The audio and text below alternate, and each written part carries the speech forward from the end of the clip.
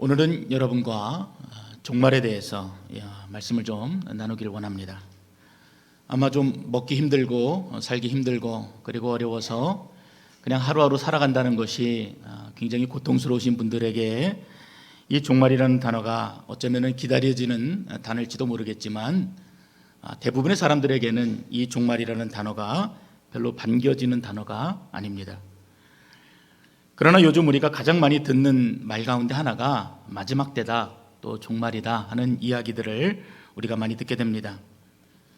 지난 13일에도 파리 폭탄 테러로 130여 명이 목숨을 잃었습니다. 그리고 이번 주에도 아프리카 말리 호텔 인질 테러로 20여 명이 목숨을 잃었습니다. 마치 죽이면 또 나오는 바퀴벌레처럼 끊임없는 테러와 전쟁의 소식들이 전 세계인들을 불안에 떨게 하고 있습니다. 이처럼 세상은 종말에 대해 그 어느 때보다 관심을 가지고 그리고 회자되고 있음에도 불구하고 오히려 교회는 이 종말에 대해 마치 무감각한 것 같은 모습을 보여주고 있습니다. 아마도 이러한 이유 중에 하나는 성서 신학자 중에 루돌프 불트만이라는 분이 있는데 그분이 말했던 것처럼 지난 2000년 동안에 교회는 끊임없이 이 마지막 때를 이야기했고 그리고 그날을 기다렸음에도 불구하고 여전히 종말이 도래하지 않았다라는 것입니다. 하나님의 나라가 빨리 오기를 사모하고 기다리는 마음이 있는데 그 하나님의 나라가 지연이 되면서 종말이 마치 신화적인 것처럼 사람들 가운데 인식이 되어지고 때로는 어떤 광신 집단만 주장하는 일처럼 사람들이 오해하고 있기 때문에 그런 것은 아닌가 생각하게 됩니다.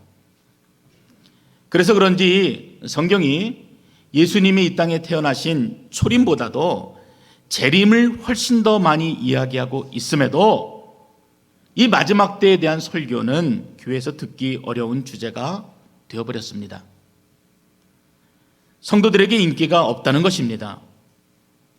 물론 설교자들에게 있어서도 완전하게 해석되고 또 이해되어지지 못한 말씀을 전한다는 것이 굉장히 부담스럽지요. 그러나 성경의 모든 말씀을 균형 있게 전하고 가르쳐야 하는 목회자이기에 오늘 이 자리에도 여전히 부족하고 그리고 부담스러움에도 불구하고 하나님이 주시는 마음을 쫓아서 여러분과 이 종말에 대해서 말씀을 나누고자 하는 것입니다. 성령님께서 오늘 이 시간 가운데 우리와 함께 계심을 믿으시기 바랍니다. 우리는 부족해요. 그래도 하나님께서 우리를 깨닫게 하셔서 오늘 듣는 자나 전하는 자나 주께서 주시는 그 음성 가운데 분명히 마음에 확신 주시기를 기도해 주시기 바랍니다. 이번 주 설교를 준비하면서 이제 자료들을 모으고 또 예전에 또 신학교 시절 때부터 읽었던 이 종말론에 관한 책들을 쭉 다시 보게 되는데 참 새롭더라고요. 예전에 이런 것들로 참 많이 다투고 또 내 의견이 옳다, 네 의견이 옳다 이러면서 참 많은 이야기들을 했었는데 여전히 한참 시간이 지났음에도 불구하고 이 종말론 논쟁은 뜨거운 감자 같다라는 생각을 하게 됩니다. 먹고는 싶은데 여전히 뜨거워서 삼키지는 못하는 그런 이슈라는 말입니다. 아마 이러한 종말 논쟁들은 1000년의 시간이 더 지나서 3000년이 되어도 여전히 크게 달라지지 않으리라 생각합니다. 그리고 주일 예배 시간, 이 짧은 시간을 통해서 우리가 종말론 전체적인 내용들을 살펴본다는 것이 사실은 불가능하지요. 그리고 개인적으로도 성도들이 이러한 종말 논쟁 가운데 휩싸여서 그 안에서 같이 헤매고 어려움을 당하는 것들이 신앙적으로 별 유익이 되지 못한다고 생각하기 때문에 오늘 우리가 살펴보고자 하는 것은 이 성경이 이 재림과 주님이 이 땅에 달이 오신다는 그 재림과 종말에 대해서 어디까지 밝히고 있고 어떻게 이야기하고 있고 그래서 그 말씀을 중심으로 우리가 이 하나님의 말씀하시는 마지막 때에 대한 이해를 나누고자 하는 것입니다. 오늘 본문인 이 마가복음 13장의 말씀은 예루살렘 성전의 그 웅장한 모습을 바라보면서 예수님과 제자들이 함께 나누었던 대화의 내용입니다. 성전의 첫 번째 건축은 예수님이 오시기 1000년 전부터 시작되었습니다. 우리가 아는 것처럼 다윗의 아들인 솔로몬에 의해서 그 성전이 건축이 되어졌어요. 그 당시에 가장 좋은 나무인 백향목과 그리고 어마어마한 양의 금과 은, 여러 가지 모든 자재들을 사용해서 7년에 걸쳐 완공된 대역사였습니다. 사람들의 마음이 얼마나 뿌듯했겠어요. 우리가 드디어 하나님의 성전을 완공했다. 우리가 이루어냈다. 그런데 BC 586년에 바벨론 침공을 받으면서 그 성전이 무너져 내립니다. 무너져 내렸지만 이후에 스룹바벨을 통해서, 그리고 다시 한번 이방 왕인 헤롯을 통해서 다시 그 성전이 지어지게 되었습니다. 근데 목적이 달라요. 하나님께 예배하기 위해서 지어진 것이 아니라 유대인들의 마음을 얻기 위해서, 그들의 환심을 사기 위해서 헤롯이 이전에 지었던 솔로몬의 성전보다도 더 화려하고 더 멋있게 그 성전을 만들었던 것입니다. 그럼에도 이스라엘은 마음에 흐뭇함이 있었을 것이에요. 여봐라, 우리가 비록 압제 가운데 있지만, 고통 가운데 있지만 하나님이 계시는 저 성전은 저처럼 웅장하고 위대해 보이지 않느냐. 우리 하나님은 크신 하나님이시다. 큰 자부심을 가지고 자랑이 되었을 것입니다. 특히 이스라엘 총구석 갈릴리에서 온 제자들에게는 마치 그 모습이 천국처럼 보였을 것이에요. 그러던 중에 제자들 중에 한 사람이 주님을 향해서 감탄사를 터뜨린 것입니다. 선생님, 보십시오. 이 돌들을 보세요. 이 나무를 보세요. 어마어마하지 않습니까? 그 제자는 예수님에게도 마치 자신의 의견에 동의를 해주실 것 같은 그러한 기대를 가지고 예수님께 물어봤던 것이에요. 그런데 예수님의 대답은 정반대 대답이었습니다. 그 화려하고 웅대한 성전을 조금도 기뻐하지 않으시고 오히려 예루살렘 성전이 초토화될 것이다, 그 이야기를 하셨던 것입니다. 그것도 돌 위에 돌이 하나도 남지 않을 정도로 완전하게 무너질 것이다, 그렇게 예언의 말씀을 주신 것입니다. 그리고 이 예언의 말씀대로 40년이 지난 주 70년에 로마 제국에 의해서 그 거대한 성전이 철저하게 파괴되어졌습니다. 지금도 유명한 관광지인 통곡의 벽이 바로 그 성전 마당 아래를 받치고 있었던 서쪽 축대의 일부분입니다. 그리고 그 성전이 무너진 자리에는 이슬람의 가장 큰 자랑인 황금 사원이 세워져 있다고 합니다. 다시 본문으로 돌아가면은 3절과 4절을 여러분 함께 보시기 바랍니다. 베드로와 야고보와 요한과 안드레가 조용히 묻되 우리에게 이르소서, 어느 때에 이런 일이 있겠사오며 그 모든 일이 이루어지려 할 때에 무슨 징조가 있사오리이까? 그 견고하고 웅장한 성전이 무너진다는 것은 믿을 수 없는 말이었습니다. 그런데 예수님께서 그 성전이 철저하게 무너질 것이라는 그 말을 듣고 아마 굉장히 혼란 가운데 이 제자들이 휩싸였을 것입니다. 특히 유대인들의 마음 가운데는 이 성전이 무너진다는 것은 세상의 종말을 의미하는 것과 같았습니다. 마치 우리가 가장 귀한 것을 잃어버렸을 때 내 인생의 의미가 모조리 날아간 것 같은 그런 느낌을 가지게 되는 것처럼 유대인들에게 성전은 가장 중요한 신앙의 중심이었고 인생의 목적이었기 때문에 그 성전이 무너진다, 이 말은 다시 말하면은 이 세상의 종말이 온다라는 의미로 받아들였던 것입니다. 그러니 베드로가 요한과 안드레가 너무나 혼란 가운데 휩싸인 것이에요. 그래서 잠깐 마음을 가라앉히고 진정하고 그리고 예수님께 진지하게 두 가지 질문을 하게 됩니다. 바로 이 종말의 때와 징조가 무엇이냐는 것입니다. 왜요? 이 종말이 자기와는 관계없는 먼 훗날의 일로 여기고 있었는데 예수님의 예언의 말씀 가운데 그 말을 듣고 보니까 이 종말이 현실로 다가온 것입니다. 그래서 구체적으로 예수님, 그 마지막 때에는 언제입니까? 그리고 그 마지막 때에 나타날 징조들을 알고 싶습니다. 이 두 가지 질문을 던진 것입니다. 아마 우리도 가장 궁금한 게 그것이겠죠. 성경이 분명히 종말에 대해서 이야기하고 있는데 그 종말의 때는 언제고 또 그 마지막 때에 분명한 징조들이 나타난다 하였는데 그 징조들은 구체적이 무엇인지 우리가 궁금합니다. 이에 대해서 예수님께서 대답하십니다. 6절과 8절에 보면은 많은 사람이 내 이름으로 와서 이르되 내가 그라하여 많은 사람을 미혹하리라. 난리와 난리의 소문을 들을 때에 두려워하지 말라. 이런 일이 있어야 하되 아직 끝은 아니니라. 민족이 민족을, 나라가 나라를 대적하여 일어나겠고 곳곳에 지진이 있으며 기근이 있으리라. 이 내용만 보더라도 마치 우리가 사는 이 세상이 그리고 지금이 마지막 때인 것 같은 생각이 듭니다. 자신이 메시아라 하는 자들이 초대교회 때부터 지금까지 수도 없이 등장했습니다. 그리고 얼마 전에도 성폭행 문제로 구속된 정명석이라는 사람도 자신의 이름을 첫자를 따서 JMS, 그래서 나는 지저스 모닝 스타다, 요한계시록에 나타나는 새벽별 예수님이 바로 자신이라고 주장했던 사람입니다.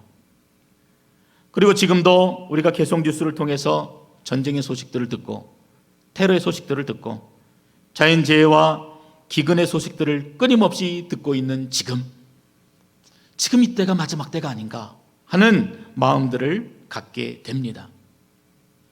이런 것들이 마지막 징조라고 말하고 있기 때문에 그렇습니다. 그런데 역사적으로 보면은요, 소위 이 같은 징조들은 인류에게 있어서 굉장히 큰 혼란과 공포를 야기했던 것도 사실입니다. 혼란의 원인이 되었다라는 것입니다. 몇 가지만 살펴보더라도 1000년이 끝나게 되는 주후 1000년경에는 이 세상이 끝날 것이다 라는 공포가 전 유럽을 감싸 안았습니다. 그래서 유럽이 큰 혼란 가운데 빠졌습니다. 14세기 무렵에는 큰 전염병이 유럽을 휩쓸면서 비슷한 종말론이 교회를 흔들었고 종교 개혁을 하였던 마틴 루터 역시도 회교도였던 터키 사람들과의 전쟁이 계시록에서 말하고 있는 아마겟돈 전쟁과 같다고 그렇게 확신을 가졌습니다. 그래서 자기가 살아있을 때 아니면은 내가 죽은 바로 이후에 세상이 끝날 것이다 라고 누누이 말했습니다.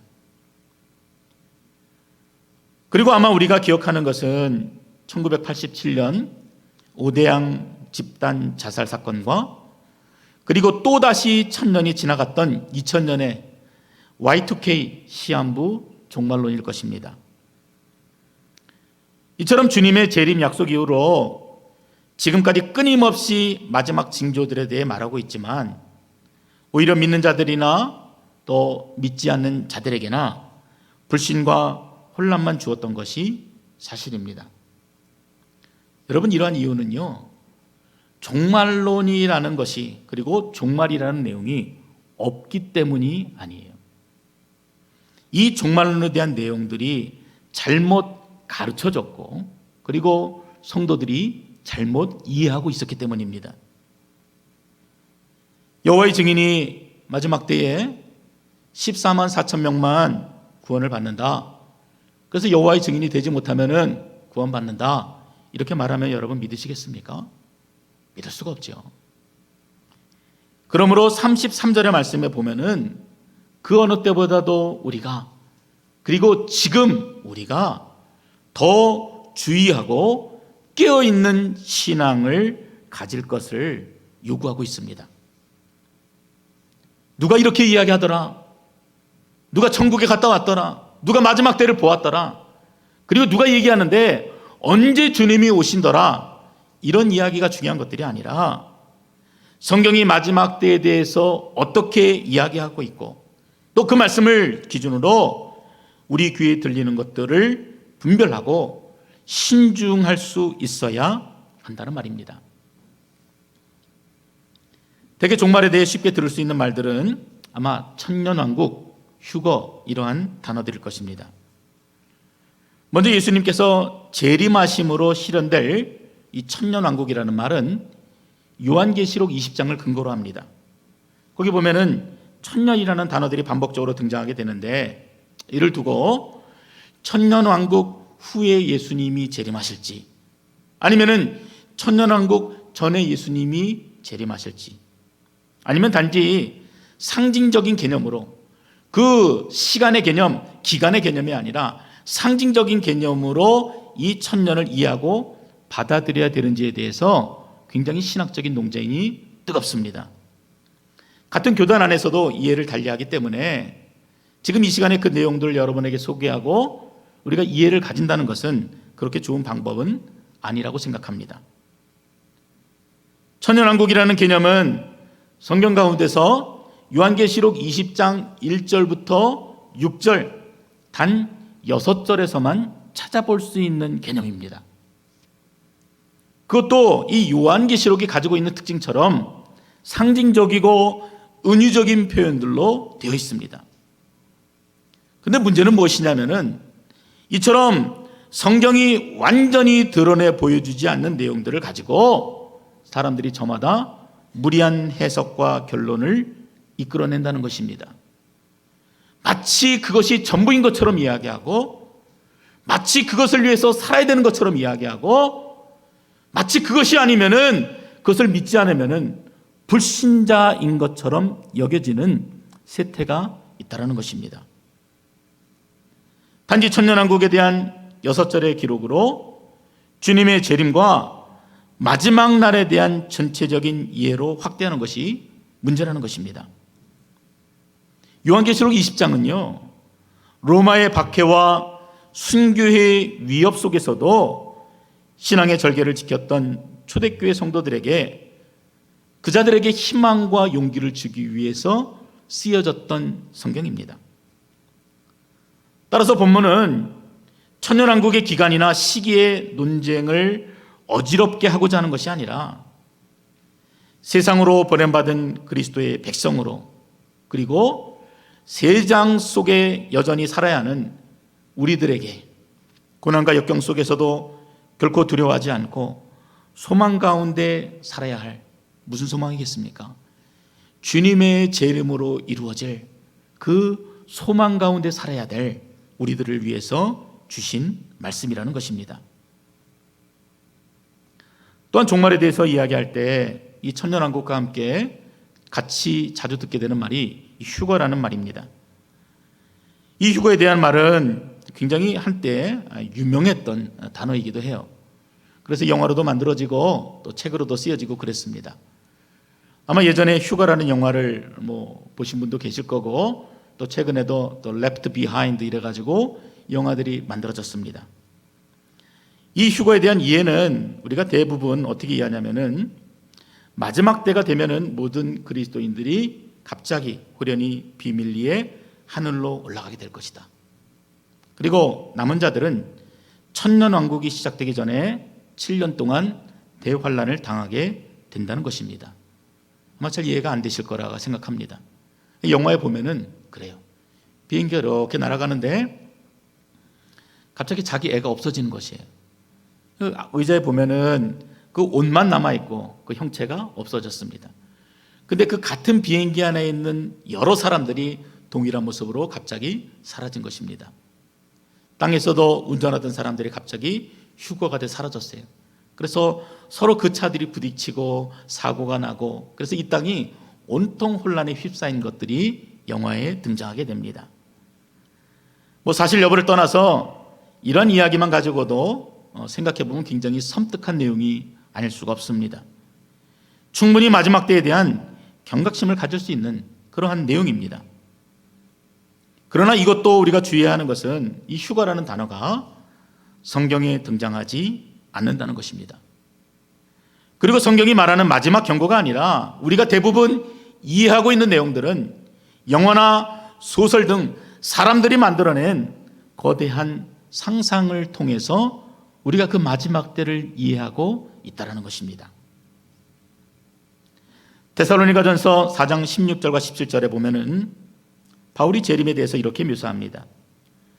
주께서 호령과 천사장의 소리와 하나님의 나팔 소리로 친히 하늘로부터 강림하시리니 그리스도 안에서 죽은 자들이 먼저 일어나고 그 후에 우리 살아남은 자들도 그들과 함께 구름 속으로 끌려올려 공중에서 주를 영접하게 하시리니 그리하여 우리가 항상 주와 함께 있으리라. 여기 보면은 함께 구름으로 끌어올려진다, 이 말을 가지고 휴가라는 단어가 만들어지게 됐어요. 그런데 이 본문 바로 뒤에 18절에 이 말들이 붙어 있습니다. 그러므로 이러한 말로 서로 위로하라.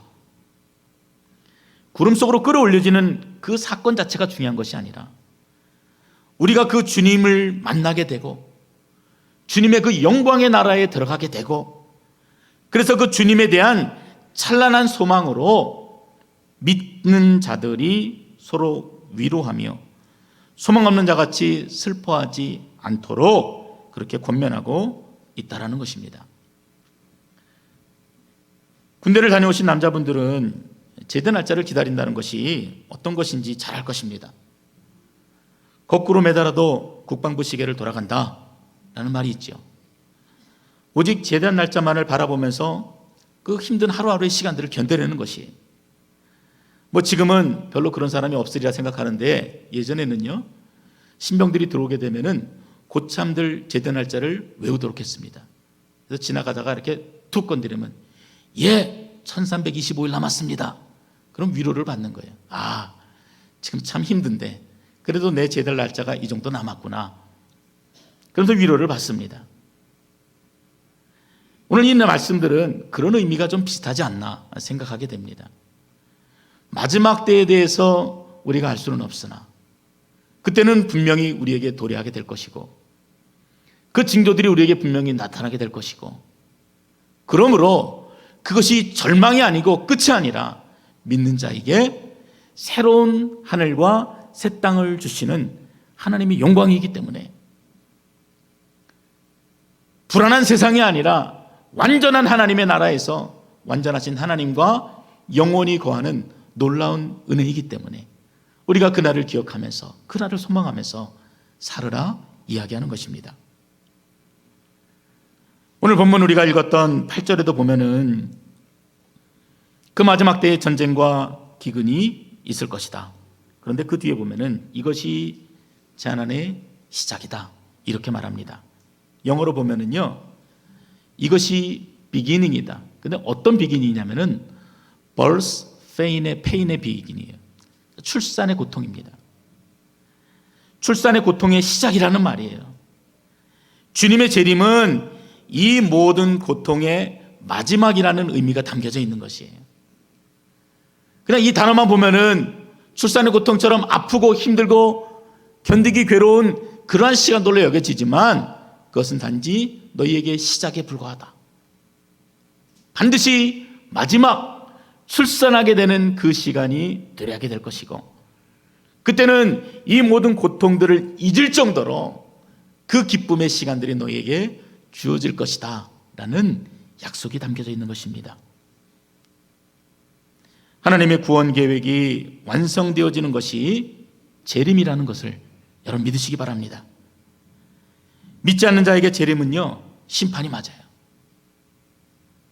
그래서 지옥에 가서 영원토록 죽지 못하고 고통받는 게 맞습니다. 그러나 믿는 자에게 있어서 재림은 이 땅에서의 모든 고통을 벗어버리는 것이에요.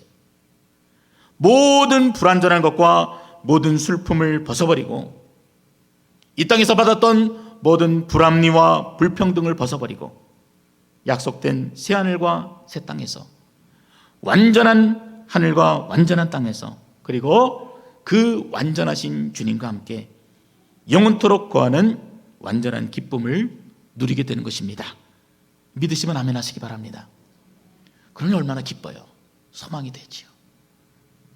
이 소망을 가진 자마다 주체할 수 없는 기쁨을 누릴 수가 있는 것입니다. 이 재림의 징조와 함께 여러분과 조금 더 나누고 싶은 것은 이 재림의 때에 대한 것입니다. 32절에 보면은 그러나 그날과 그때는 아무도 모르나니 하늘에 있는 천사들도 아들도 모르고 아버지만 아시느니라. 세상과 수많은 사람들은 그날과 그때에 대해서 말하기를 참 좋아하는 것 같습니다.